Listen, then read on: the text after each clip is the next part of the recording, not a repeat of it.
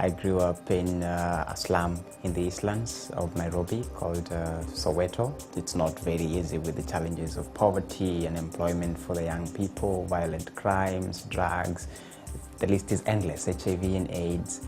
It's very, very difficult. When I was growing up, I came from a middle-class family. I was brought up to say please and thank you. I was brought up really well. I knew right from wrong. My family was amazing, absolutely fantastic. I have 3 brothers and 3 sisters, and my father don't have a good income and they not give me a good opportunity. Last year, I lost my father. I was left with the responsibility of taking care of my mom, who doesn't have a job and she's sick a lot of times, and my little brothers and sisters who were pretty young. We have a very young nation. A lot of people in our country are in school or trying to find a job or just trying to navigate themselves in that area. I rebelled against my middle-class upbringing.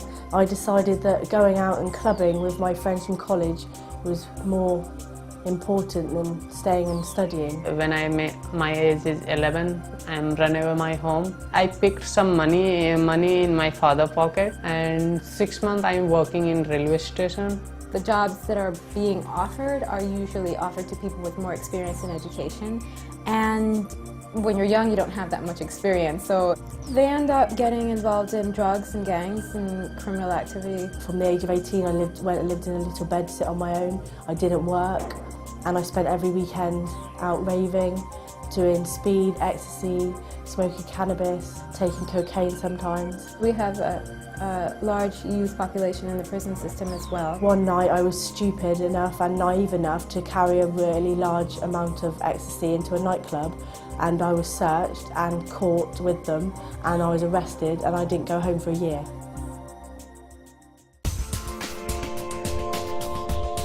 I went to an informal school in Soweto slum. At the beginning I didn't quite understand what the award was about and what exactly it was going to do and how it was going to help. They asked me, what do you want your in skill?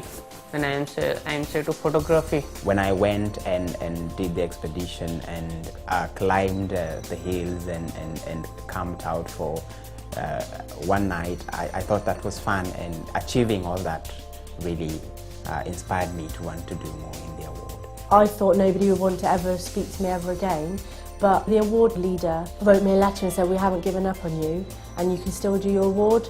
We'll support you to do your award while you're in prison. I'm so much more what I am today because of the experiences I've had in the award.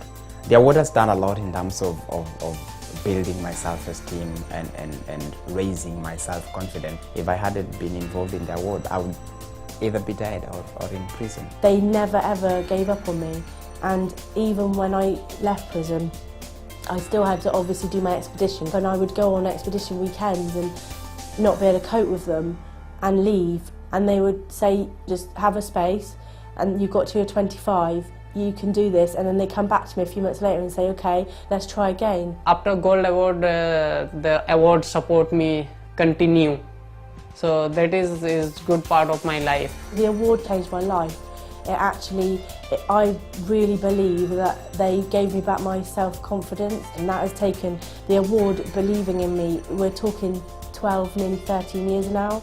Award changed my life because now I'm a professional photographer, and in Delhi I have good name. I am able, through what I do with the award, to provide for myself and provide for my family. I've been into my own prison and talk to young offenders now and tell them there is hope for every single one of you. The award has the potential really to, with your own work, change your whole life.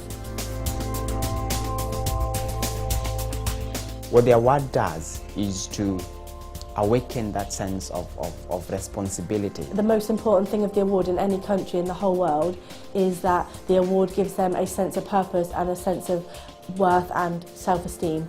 It just creates so many opportunities for young people to develop businesses, to develop themselves, to really make real changes. Whatever level you're at, whether you've got a disability, wherever you come from, however your own sort of learning skills are, it doesn't matter, there's something for you.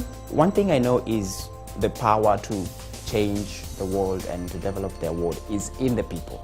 In Belize, I think it really helps us to be a little bit more conscious of our environment and how we can play an active role in molding our environment. In the slums, people get sick because the drainage system is blocked with a lot of garbage. So we have a group of young people doing their award, coming up and deciding to do cleanup exercises every month. The award program is so a part of Belize growing. It's like Belize is an actual young person, and this is helping Belize to develop character and good, sustainable people so that they can play an active role in the country's development. The award gives you a future.